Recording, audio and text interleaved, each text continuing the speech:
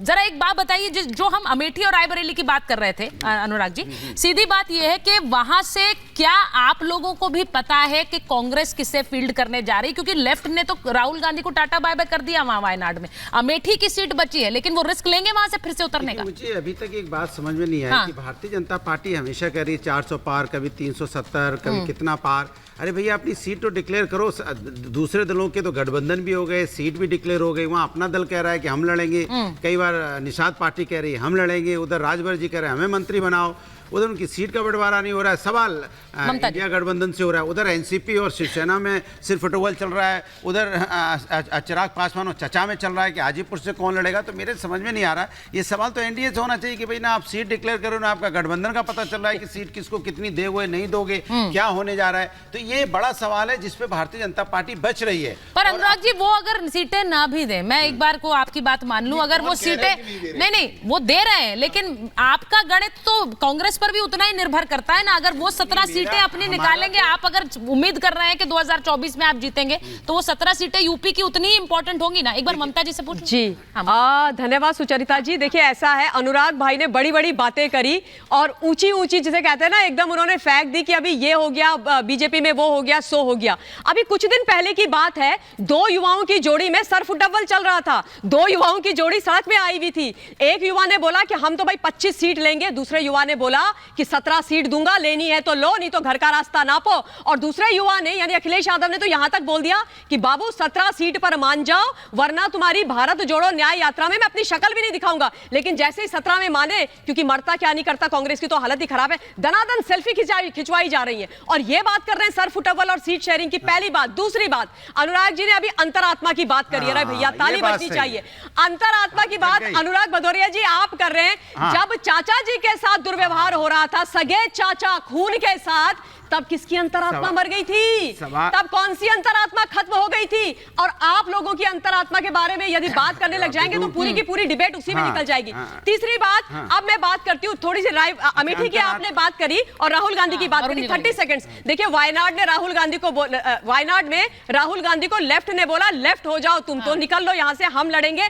और जहां तक अमेठी का सवाल है, अमेठी इनको कभी स्वीकार नहीं करेगी। स्मृति ईरानी जी ने वहां पर अपना गढ़ बनाया है, जनता के बीच में हो रही है, उन्होंने काम किया है, अपना घर वहां पर बनाया है, यानी उन्होंने बता दिया है देश को और अमेठी की जनता को कि भाई मैं यहां पर काम करने और सेवा करने के लिए आई हूं। ये राहुल गांधी ने क्यों नहीं किया? इतने साल से राहुल गांधी भी तो कर सकते थे ना। राहुल गांधी तो वहां जाकर के बस मतलब पता नहीं क्या करके आ जाते, घूम फिर के आ जाते थे, इसीलिए हारे हैं। और वायनाड से भी लेफ्ट ने उनको लेफ्ट इसीलिए कर दिया है क्योंकि उन्होंने वहां पर कुछ किया नहीं, बस उनकी एक सीट खाली है। और यही अनुराग जी की पार्टी ने भी किया है। ठीक है अनुराग, जल्दी जवाब दीजिए, फिर वरुण जी की। कमाल की बात है, हमने तो नहीं पूछा नीतीश जी को आपने क्या क्या शब्दों का भारतीय जनता पार्टी इस्तेमाल किया था, उसके बाद नीतीश जी को आपने वापस भी ले लिया। मधु कोड़ा जी के बारे में क्या क्या कह रहे थे, फिर उनकी पत्नी को भी आपने ले लिया। इस तरह से आप क्या क्या बोलते थे अशोक चौहान जी के बारे में कि भैया इन्होंने किसके किसके मकान में, यहाँ पे कहते शहीदों की जो हमारी फैमिली थी उनके मकान आपने हड़प लिए। आज फिर उन्होंने आपको आदर्श घोटाले में आदर्श राज्यसभा एमपी बना दिया। तो अंतरात्मा आपकी कमाल की जग गई। अंतरात्मा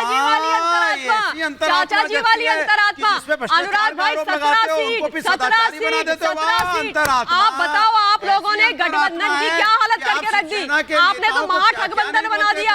आपने बोला माई वे और हाईवे, ये बोल दिया आपने राहुल गांधी को, माई वे और हाईवे, चलो निकलो, 17 सीट चाहिए। बेचारे उनके तो दिल के आंसुओं में बह गए, उनके तो दिल के आंसुओं में बह गए। आपसे गठबंधन नहीं संभल रहा, आप लोग देश संभालने की बात कर रहे हैं।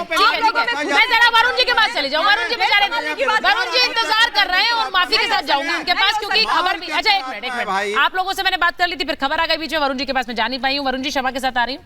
मैं आपसे पूछ रही हूँ कांग्रेस के लिए इंपॉर्टेंट क्या है वहां पर? पश्चिम बंगाल में संदेश खाली की जो मुद्दा उठाया बीजेपी ने उठाया, बीजेपी ने उस मुद्दे को एक तरह से अपना बना लिया, वहां पर सड़क पर उतरी थी।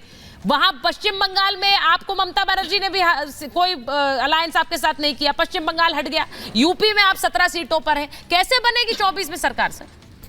तो उनकी कैसे बनेगी? वो 2 सीट दे रहे हैं अपना दल को, कभी दे रहे हैं, कभी 1 सीट। सुचरिता जी, सरकार तो जनता बनाती है, ये नैरेटिव क्रिएट करना आएगा तो मोदी आएगा, मोदी, ये तो लोकतंत्र की मजाक उड़ाना है। पूरे भारत में कितनी सीटों पे लड़ रहे हो वो? कितनी सीटों पे लड़ रहे हो? क्या करेंगे? देंगे एनसीपी को कितनी देंगे? आप बताइए, पासवान जी को कितनी सीटें मिलेंगी? नहीं, अगर नीतीश जी को कितनी सीटें? अपना सारा बिखरा पड़ा है, दूसरे का कह रहे हैं कैसे बनेगा, कैसे बनेगा?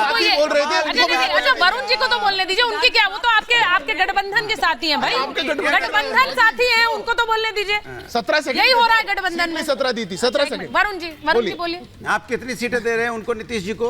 अरे आप 17 सेकंड बोलने दो यार। वरुण जी बोलिए भाई, बोलने नहीं देंगे। बोलिए वरुण जी, हम आपके साथ हैं।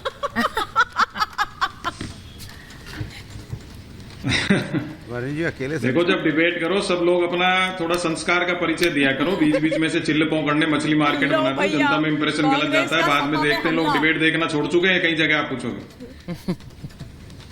ये लोग, फिर आप अच्छा जी बोलिए वरुण जी, आप बोलिए। देखो, पूंजीवाद के प्रवर्तक जो है, ईस्ट इंडिया की सब्सिडरी, महंगाई, बेरोजगारी, निजीकरण मुद्दा है, ज्वलंत मुद्दा है, ये लोगों के दिमाग में, युवाओं के दिमाग में, सबके दिमाग में। लेकिन जो अभी आप बात कर रहे थे, मोदी जी 3 बजे तक जग रहे थे, भाई राजीव गांधी 24 घंटे करके हमने देखा है टिकट तय करते थे। तो ये बात करो, जो कैंडिडेट्स आएंगे उस पर डिपेंड करेगा कि विपक्ष का कैंडिडेट मजबूत है या भारतीय जनता पार्टी का। भारतीय जनता पार्टी तो इंपोर्टेड काम करेगी। आप कह रहे हो पॉप सिंगर ला रहा है, कौन सा सिंगर ला रहा है भाई? आप अभी तो कह रहे हो कार्यकर्ता, फिर कह रहे हो एक सिंगर को ला रहे हैं, उसको ला रहे हैं, अक्षय कुमार को दिल्ली से, ऐसी हवाएं उड़ रही है। तो इनके पास खुद के कैंडिडेट है ही नहीं, या तो कांग्रेस से या दूसरी पार्टियों से इंपोर्ट करेंगे या कोई फिल्मी लोग लेके आएंगे। तो ये राजनीतिक व्यवस्था के लिए बहुत बड़ा प्रश्न चिन्ह है कि जो जनता के बीच में नहीं रहा, उसको अगर आप प्रतिनिधि बनाते तो 5 साल। नहीं वरुण जी, एक चीज देखिए, एक सवाल ये है, एक सवाल, हाँ ठीक है, पार्टी हो, मैं जब 10 तक सड़क पे काम करे, जनता के बीच में ना रहने की बात कौन कर रहा है? वरुण जी, राहुल गांधी, अरे आप पार्टी के बीच में नहीं रह पा रहे, जनता को छोड़िए। पार्टी में जब फूट मच रही थी तो लंदन बैठे हुए आपके नेता, आप जनता की बात। अच्छा ठीक है, 10 सेकंड का इंटरजेक्शन था उनका, 1 मिनट। लोकतंत्र के संस्कार नहीं है। वरुण जी उनका सवाल ये है, आपने राजीव गांधी का जिक्र किया। नहीं वरुण जी आप बोलिए, अरे नाराज नहीं होते वरुण जी। आपने राजीव गांधी का जिक्र किया, लेकिन अभी आज के समय में तो मौजूदा लीडरशिप की बात होगी ना, वो कितनी सक्रिय है, सवाल उनसे होगा। तो उसी की बात करी मैंने, जो टिकट की जो बात होगी, टिकट विपक्ष का, कांग्रेस के खास तौर से कैंडिडेट की लिस्ट आएगी, उसके बाद ही तय कर पाएंगे कौन जीतेगा कौन नहीं जीतेगा। तीसरी बात, आप रायबरेली अमेठी की बातें करो, प्रियंका गांधी लड़ेगी ना, तो ये सारे मिलकर भी नहीं हरा सकते। आज मैं बता रहा हूँ आपको। अच्छा ये इंपॉर्टेंट है, प्रियंका गांधी लड़ेंगी तो क्या रायबरेली प्रियंका जीत लेंगी? ये मैं जल्दी से इस पर जल्दी से डिस्कशन दे दो, समय नहीं मेरे पास। मैं ना रायबरेली वो कह रहे प्रियंका अगर उतर गई तो सबको हरा देगी। वरुण भाई पहले मैं आप जो हीरो की बात कर रहे हो, आपको मैं आपका इतिहास याद दिला दूं। आपने स्वर्गीय राजीव जी की भी बात करी, तो भैया अमिताभ बच्चन जी को किसने चुनाव लड़ाया था भाई? किसने लड़वाया था? पहली बात। दूसरी बात सुनिए, रायबरेली में अगर प्रियंका वाड्रा जाएंगी तो सुपड़ा साफ होगा, क्योंकि यदि रायबरेली जीतने का आपको भरोसा होता तो सोनिया जी राज्यसभा नहीं जाती।